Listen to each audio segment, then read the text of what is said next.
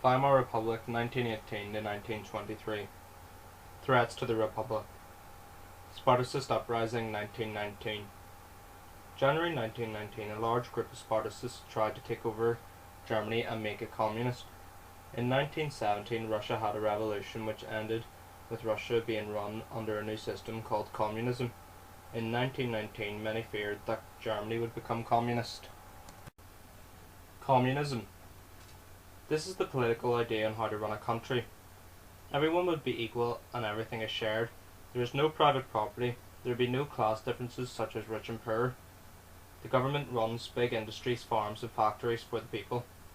This idea appealed to the poor but scared the rich people and those of the middle classes. The Spartacists.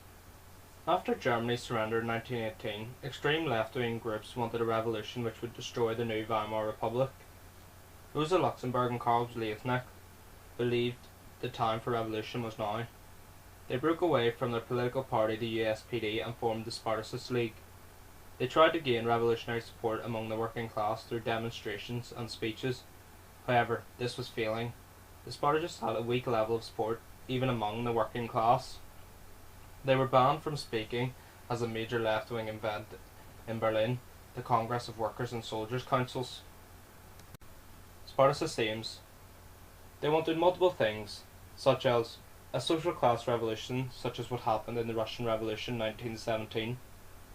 They wanted greater ties between Germany and the USSR. They wanted nationalism of all key industries like coal and steel, meaning the government would own them. They wanted the German governments to be replaced by workers' and soldiers' councils who would make the future decisions. They wanted farms and properties to be reorganised and redistributed on communist lines. And they wanted workers' militaries would replace the police and the military. The Spartacists attracted other left-wing groups and together they formed the KPD, the German Communist Party, on New Year's Day 1919. On the 5th of January 1919 they began their revolution. Public buildings around Berlin were seized, newspaper offices were occupied, a revolutionary committee was formed and the workers were armed with basic weapons. Government's response. This was the first major challenge to Ebert's provisional government and to the Weimar democracy. Ebert was from a left-wing socialist party with working class support, however he faced problems. The left-wing groups were increasingly divided over the best way forward. Radical groups like the SPD wanted major social, economic and political change. The SPD wanted slower political change and didn't agree with such drastic changes. This created a split in left-wing politics. The SPD also needed to appeal to Germany's important middle classes. They greatly feared communism. It was a threat to their jobs, factories, religion and property. Many of the middle classes blamed the communists for Germany's defeat. Ebert knew how he dealt with this threat would determine the future of his government and potentially the new democracy itself. The Ebert-Göring Pledge. This agreement was vitally important for what it was to come as it linked left-wing Democrats of the SPD with the right-wing conservative forces of the army. Ebert, as early as November 1918, had sought support from General Groener, the leading figure in the army. The army hated the Weimar democracy, but luckily they hated communism even more. They agreed.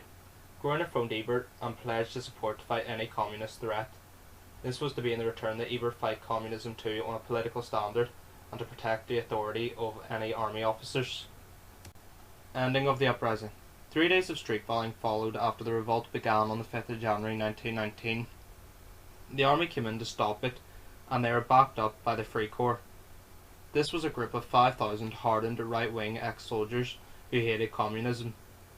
Over 100 people were killed and many Spartacists were executed after surrendering. Rosa Luxemburg and Karl Liebknecht were both imprisoned and brutally executed. The revolt was easily and brutally defeated. Reasons for its failure. The putsch was badly organised and poorly led. Luxemburg herself felt that the uprising was too soon. The Spartacists were also divided in their strategy and detached from the political reality. The Spartacists didn't have enough supporters.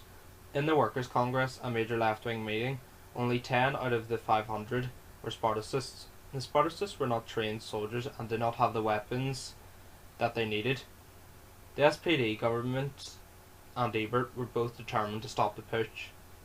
They had predicted the rising and had made an agreement with Groener for the army and Free Corps to defeat the putsch in advance.